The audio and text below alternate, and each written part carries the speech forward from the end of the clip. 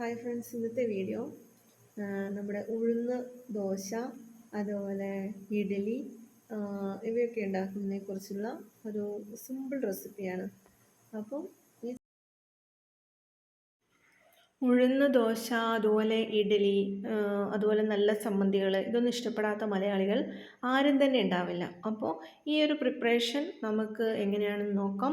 മലയാളികളായാലും മറ്റ് തമിഴ്നാട്ടുകാരായാലും അല്ലെങ്കിൽ കന്നഡക്കാരായാലും എല്ലാവരും ഒരുപോലെ ഇഷ്ടപ്പെടുന്ന ഒന്നാണ് ഉഴുന്ന് ദോശ എന്നുള്ളത്. അപ്പോൾ ഈ കുത്തു വീണ് കാണുന്നില്ല, ഈ ഓട്ട വരുന്ന വിധത്തിൽ നല്ല രസത്തിൽ അടിപൊളിയായിട്ട് എങ്ങനെ ഒരു നല്ലൊരു ദോശ ഉണ്ടാക്കിയെടുക്കാമെന്ന് നോക്കാം.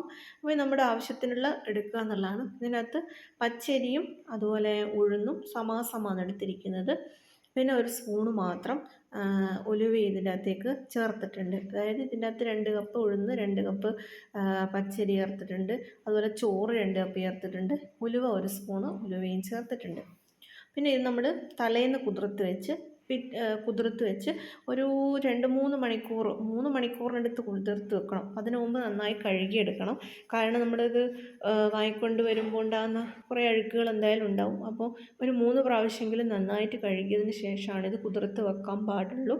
അതിന് ശേഷം നമ്മൾ മിക്സി ജാറിലോട്ട് എല്ലാം ഒരുമിച്ചാണ് ഇടുന്നത്. ഇത് സെപ്പറേറ്റ് ഇട്ടിട്ട് അരക്കുന്നവരുണ്ട്. ഇത് ഞാൻ അരക്കുന്നത് ഈ ചോറ്, ഉലുവ, അതുപോലെ തന്നെ ഉഴുന്ന്, അരി എല്ലാം കൂടെ ഒരുമിച്ചിട്ട് അരക്കലാണ്. അപ്പോൾ ഇത് നല്ല മുഴുത്ത് വരുന്ന വിധത്തിൽ അരച്ചിട്ടുണ്ട്. നമ്മൾ ദോശക്കാണെങ്കിൽ ലേശം ലൂസ് ആയിട്ടുള്ളതാണ് എടുക്കുന്നത്. ഇഡ്ഡലിക്കാണെങ്കിൽ കുറച്ച് നന്നായി ടൈറ്റായത് കുറച്ചും കൂടി ടൈറ്റാക്കിയിട്ട് എടുക്കുന്നുണ്ട്. അപ്പോൾ ഇത് രാവിലത്തെ ഇഡ്ഡലി ആയതിനു ശേഷമുള്ളത്. ഇനി നമ്മൾ ദോശയൊന്ന് ഒഴിച്ചു. ഇതൊന്ന് വീഡിയോ എടുക്കാൻ വേണ്ടി മാത്രം കുറച്ച് ദോശ ഇതിൻ്റെ അകത്തേക്ക് ബാക്കി വന്നതിനെ കൊണ്ടാക്കി. അപ്പോൾ ദോശക്ക് കുറച്ച് ലൂസായിട്ടുള്ള ബാറ്റർ വേണം. ഉഴുന്ന് കുറച്ചും കൂടെ ടൈറ്റായിട്ട്, അല്ലെങ്കിൽ കുറച്ചും കൂടെ ടൈറ്റിൽ വരുന്നത് നമ്മുടെ ഇഡ്ഡലിക്കാണ്. അപ്പോൾ നമുക്ക് 2 തരത്തിലും ഇത് ഉണ്ടാക്കാം.